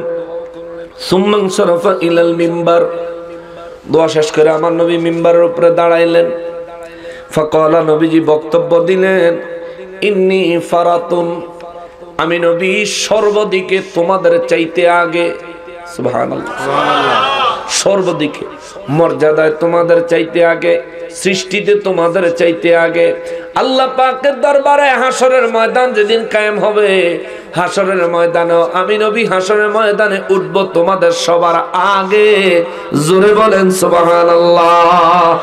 নবী বলেন ইন্নী ফারাতুন, তোমাদের সবার সর্ব বিষয়ে আমি নবী হলাম আগে। এরপরে নবী বলেন ওয়া আনা শাহীদুন আলাইকুম, তোমরা যে যাই করো না কেন তোমাদের সমস্ত কাজের সাক্ষী হইলাম আমি নবীজি। সুবহানাল্লাহ, নবী সাক্ষী। একজন সাক্ষীর কয়টা গুণ থাকা দরকার?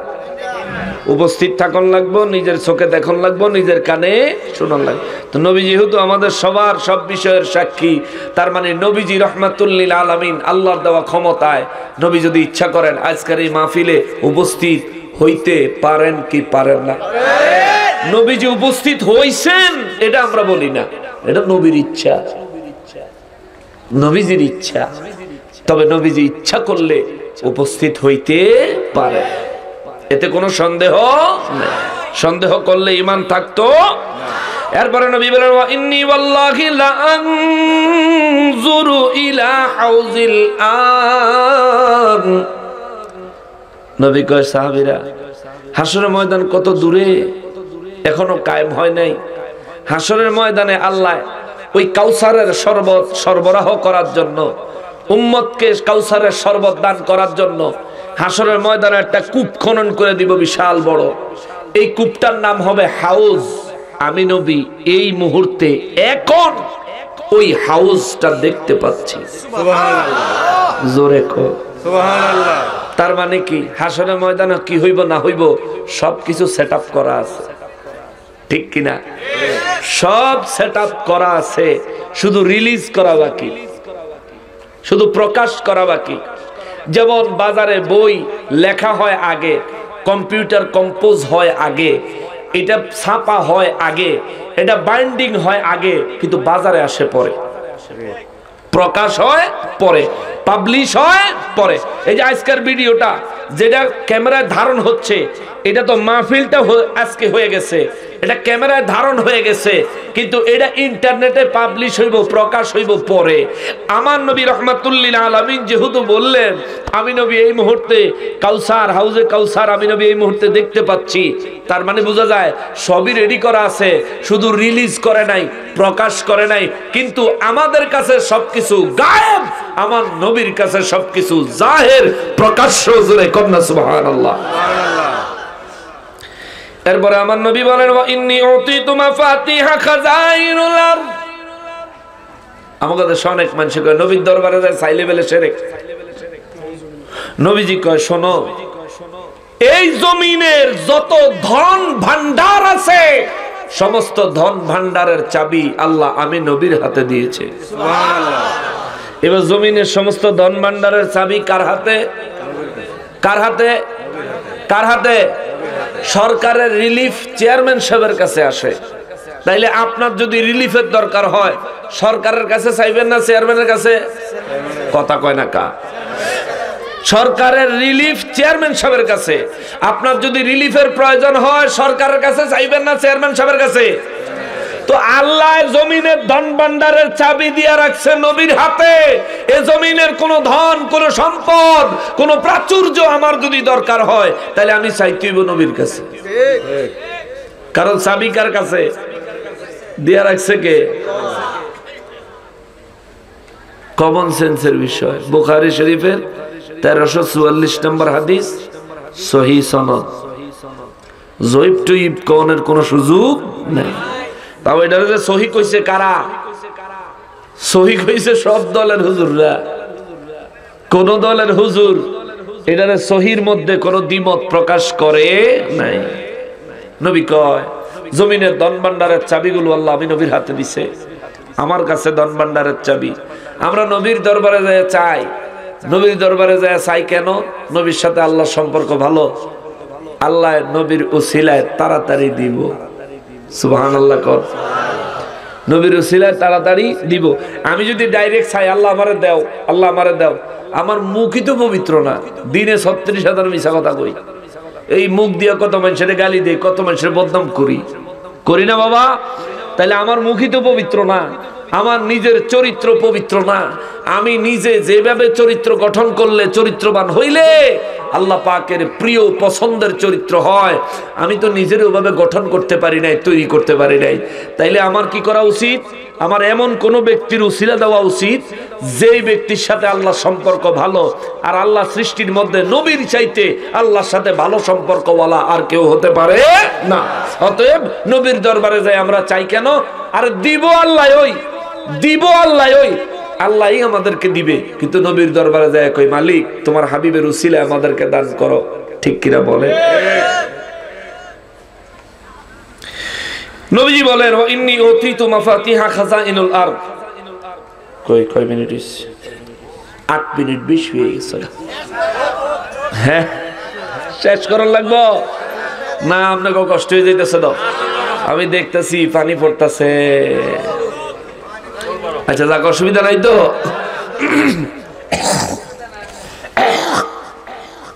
আমাকে কোন হুজুর জানি মাহফিলের ভিতরে গান গাইছিল, পানি গড় গড়াইয়া পড়তেছে।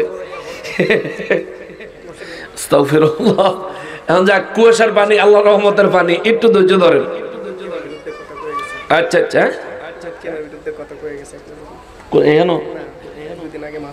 ও আচ্ছা আচ্ছা আচ্ছা, সবর সবর সবর। মিলাদ কিয়ামের বিরুদ্ধে কথা কই নাম নগালাগাত হুজুর আছে? কেমন আছে?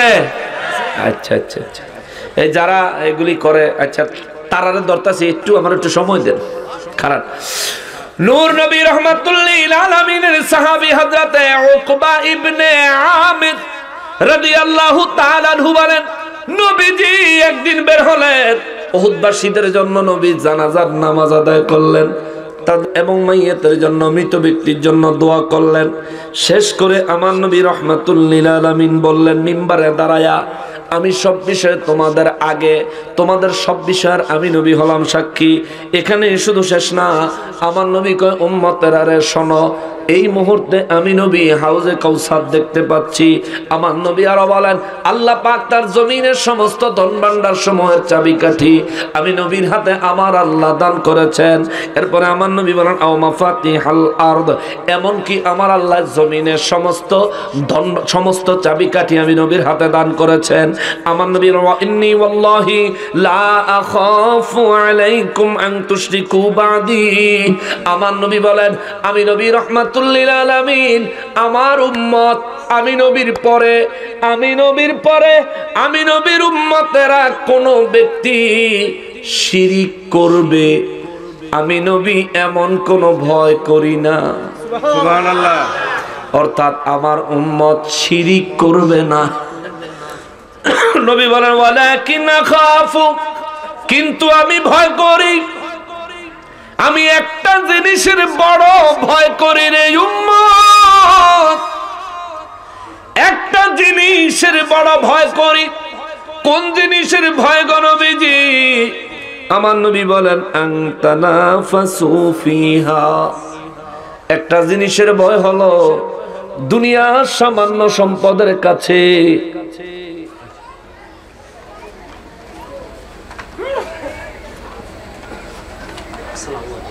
সারছেনি আপনার ঢাকা তো আমরাও যাইতাম।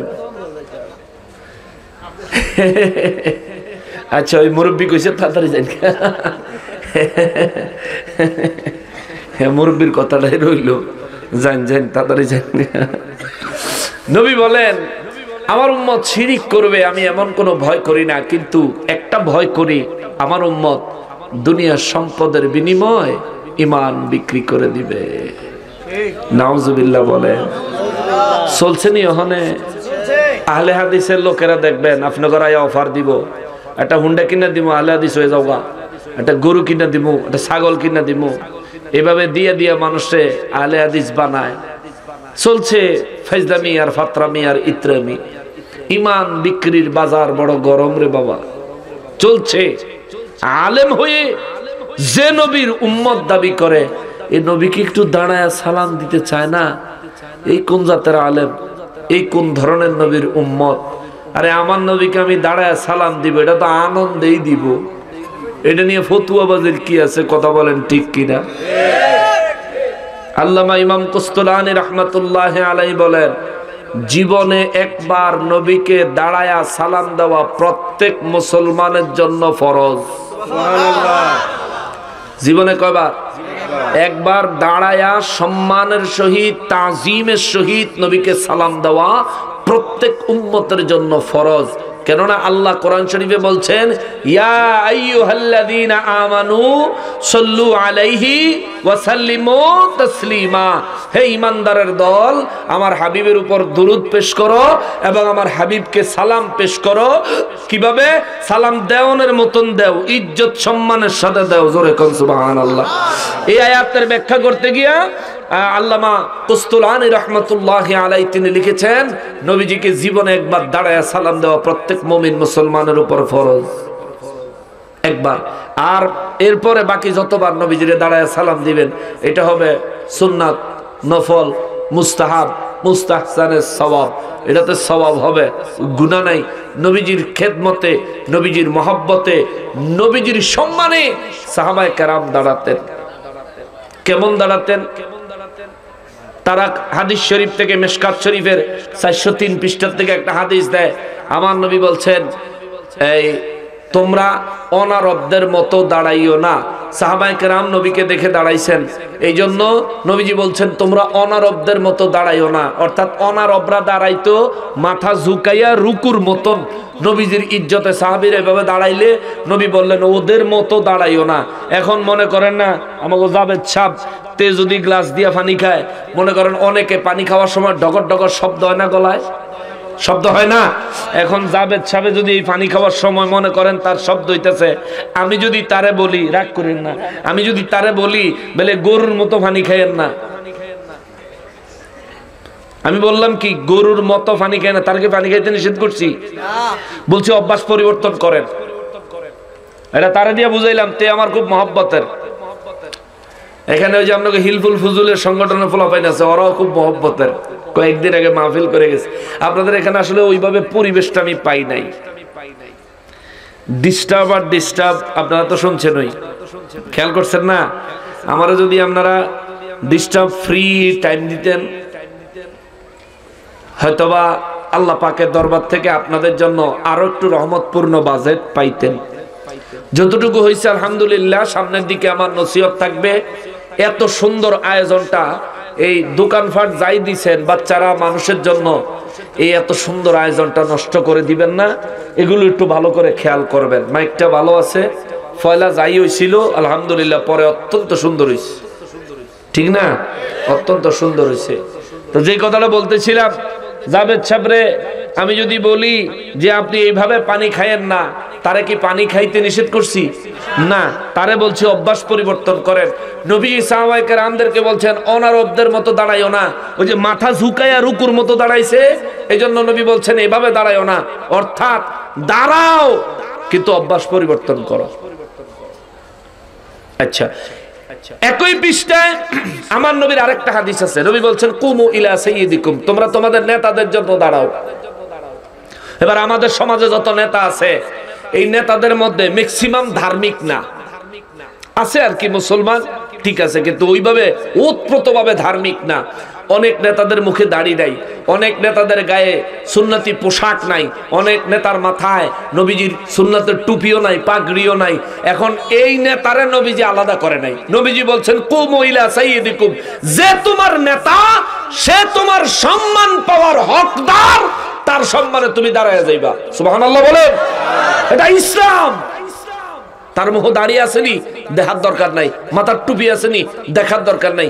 গায়ে পাঞ্জাবি আসেনি, দেখার দরকার নাই। সে তো তোমার নেতা, যে কোনো ভাবেই হোক নির্বাচিত হয়ে গেছে, বানায়া ফালাইছো, খেলাফত ফায়ালাইছে, অতএব তারে তুমি ইজ্জত করতে হবে, সম্মান দিতে হবে। এটা আমি নবীর নির্দেশ।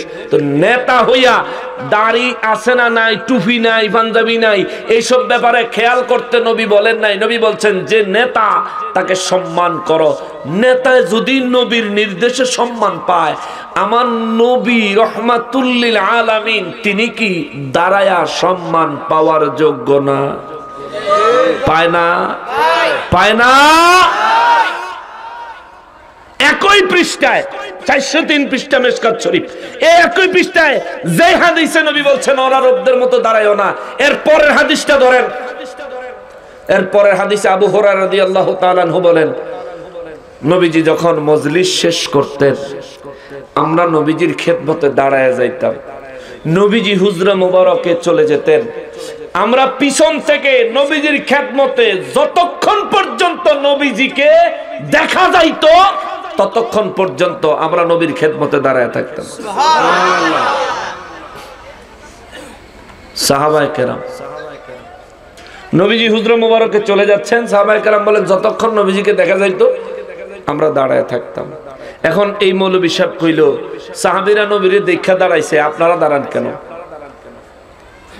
তাদের কিন্তু ফিতনাবাজির কোনো শেষ নাই। এই ফিতনারও উত্তর আছে। সাহাবায়ে কেরাম নবীজিকে দেখে দাঁড়িয়েছেন, আমরা দাঁড়াই কেন?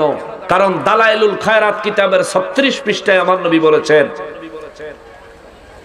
যে ব্যক্তি আমি নবীর মহব্বত সহকারে দুরুদ ও সালাম পড়ে, আমি নবী তাকে দেখি, তাকে চিনি, তার গোটা পরিচয় আমি নবী জানি।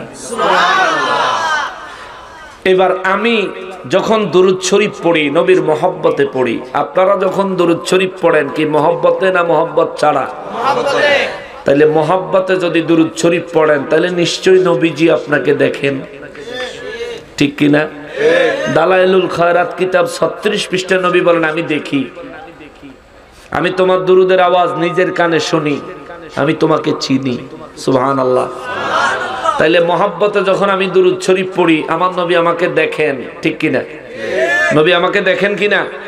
জোরে বলেন, দেখেন কিনা? তাইলে আমি নবীকে দেখি না, কিন্তু নবীজি আমাকে দেখেন। আমি যদি মহব্বতে দুরুদ শরীফ পড়লে নবী যদি আমাকে দেখেন, নবীর সামনে আমি তো বসে থাকতে পারি না, এজন্য আমি দাঁড়ায় যাই। এজন্য আমি দাঁড়িয়ে যাই, নবীজিকে দাঁড়ায় সালাম দেই। আমার নবী আমাকে দেখেও মায়া করবেন, আল্লাহর দরবারে সুপারিশ করবেন, আল্লাহ আমার মহব্বতের উম্মত আমারে ইজ্জত করে অন্তর থেকে, আল্লাহ আপনি তাকে মাফ করে দেন। সুবহানাল্লাহ। জোরে কোন সুবহানাল্লাহ। এটা নবীর কাছ থেকে পাবো আশা করি। তাহলে আমরা দাঁড়াই কেন? আরে আমি নবী দেখি না, কিন্তু নবী তো আমাকে দেখে, এই জন্য আমরা দাঁড়াই। আচ্ছা, সব শেষ, একটা যুক্তিতে আসেন। দলিলা দিল্লা তো কম দিলাম না, এবার একটা যুক্তিতে আসেন। যারা মিলাদে দাঁড়ায় না, বইয়া থাকে, তারারে জিগাইবে যে বইয়া থাকলে বেশি সওয়াব হইব, এরকম একটা দলিল দাও। আমরা দাঁড়ায়া পড়ছি, এটাতে গুনাহ হইছে, পারলে এমন একটা দলিল দাও। যদি দাঁড়ায়া পড়লে গুনাহ হইছে এমন দলিল দিতে না পারো, তাহলে তুমি যেন বইয়া পড়লা, বইয়া পড়লে বেশি সওয়াব হইছে এমন একটা দলিল দাও। আচ্ছা, তে যদি না পড়ে, তার বিরুদ্ধে আমাদের কোনো অভিযোগ নাই। সে যদি নাই পড়ে, তার বিরুদ্ধে কোনো অভিযোগ নাই, কিন্তু যদি বিরোধিতা করে তাহলে তার লগে বুঝ আছে। দৈনিক 5 ওয়াক্ত নামাজ হলো ফরজ। এই 5 ওয়াক্ত নামাজ সমাজের সব মানুষ পড়ে? পড়ে না। যারা পড়ে না তাদের জন্য আমাদের দাওয়াত, আপনি নামাজে আসেন, কিন্তু তার বিরুদ্ধে কোনো অ্যাকশন নাই। যে ব্যক্তি নামাজ পড়েও না আবার মুসলমানও দাবি করে, আবার নামাজের বিরুদ্ধে আজে বাজে কথা কয়, তারে ছাড়াছাড়ি নাই। যিনি নামাজ পড়েন না তিনি হচ্ছেন নামাজ তরকের গুনাহগার। যিনি নামাজ পড়ে না বরং নামাজের বিরোধিতা করে, এটা হইল কাফের। নামাজের বিরোধিতা করা কুফরি। যে নামাজ পড়ে না সে হইল গুনাহগার। বুঝবেন, যে মিলাদ শরীফ দুরূদ শরীফ পড়ে না তারে আমরা গুনাহগারও বলতে পারি না, কারণ মিলাদে দাঁড়ানো মুস্তাহাব মুস্তাহসান সওয়াব, কিন্তু যখন এটার বিরোধিতা করবা তখন তো কুফরিতে চলে আসবে। কেন? হালাল জিনিসকে হারাম বলা, হালাল জিনিসের বিরোধিতা করা কুফরি। বুঝতে পারছেন তো? এই মাইক দিয়ে ওয়াজ আল্লাহ রাসূল সাহাবায়ে কেরাম কেউ করছেন, এখন আমরা করতেছি নি। এখন কেউ যদি ফতোয়া দেয় যে মাইক দিয়ে ওয়াজ করা না জায়েজ, হারাম, তাহলে যে ফতোয়া দিব সে কাফের। কেন? আল্লাহর রাসূল সাহাবায়ে কেরাম মাইক দিয়া ওয়াজ করতে, কোরআন তেলাওয়াত করতে, মসজিদে আজান দিতে, মাইক দিয়া নামাজ পড়াইতে নিষেধ করেন নাই। যেহেতু নিষেধ করেন নাই সেহেতু সাধারণভাবেই এটা জায়েজ। এই জায়েজ কাজটা আপনি যদি ভালো কাজে ভালো নিয়তে ব্যবহার করেন, এটা মুস্তাহাব মুস্তাহসানের সওয়াব হয়। উসুল জানতে হবে, আন্দাজে ফতোয়াবাজি করলে কাজ হবে না। তবে আপনাদেরকে একটা কথা বলি, যে মৌলভী সাহেব আমার নূর নবীকে দাঁড়াইয়া সালাম দিতে চায় না, নবীর মহব্বতে চোখের পানি ছাড়তে চায় না, এটা কোনো মৌলভী না, এটা পাঞ্জাবি টুপির বিত্তাস্তা শয়তান।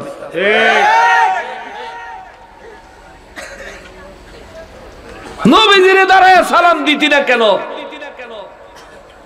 আমার নবী রহমাতুল লিল আলামিন উম্মতের জন্য কি না করছেন? নিজের দান মোবারক শহীদ করে দিয়েছেন, নিজের কলিজার টুকরা নাতিদেরকে শহীদ করে দিয়েছেন। যে নবীরে না বানাইলে আল্লাহ কিচ্ছু বানাইতো না, তিনি নিজে দিনের পর দিন না খায়া রব্বি হাবলি উম্মতি ইয়া উম্মতি ইয়া উম্মতি বলে বলে কেঁদেছেন।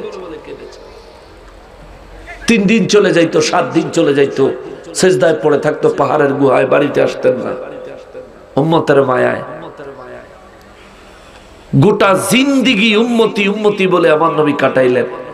আর সেই নবীর উম্মত তুমি নিজের দাবি করো, আর ওই নবীর একটু দাঁড়ায় সালাম দিবা, একটু মোহাব্বত করবা, নবীর প্রেম অন্তরে পয়দা করবা।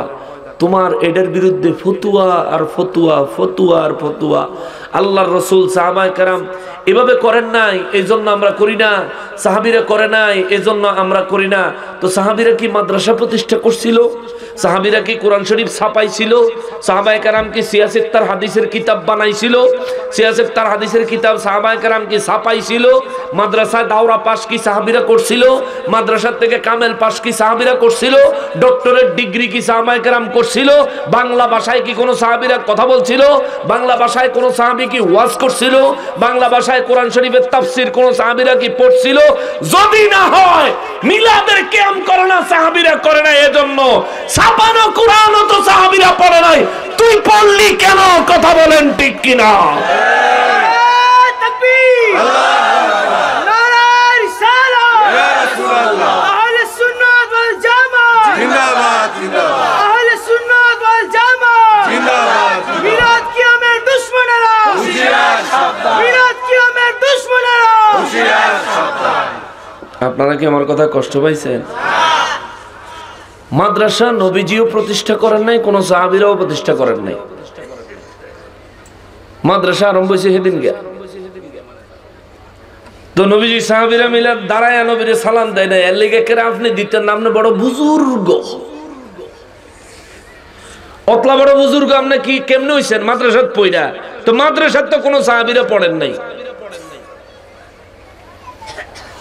তাইলে আপনার মাদ্রাসার শিক্ষা বেদাত, আপনি শিখছেন বেদাত।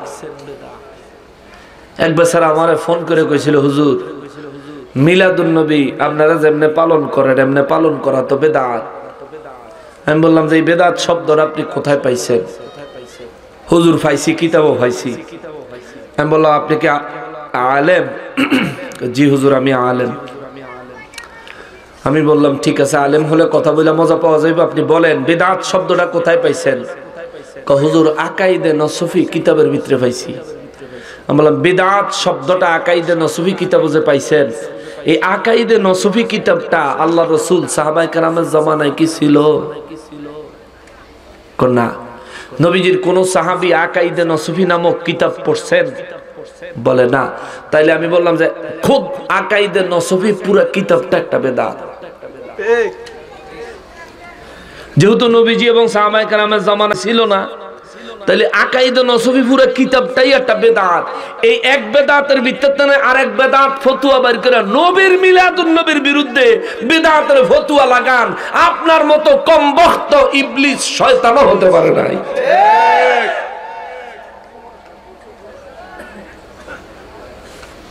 যারা মিলাদে কিয়াম করেন না, আপনারে জোর করি না বলে করেন, কিন্তু বিরোধিতা করেন না। বিরোধিতা করলে দলিল আদিল্লা লইয়া বিরোধিতা করেন। আজ পর্যন্ত এই জমিনের উপরে কেউ মিলাদে কিয়াম করার বিরুদ্ধে চ্যালেঞ্জ করে জিতে নাই। এটা আরো কি আছে?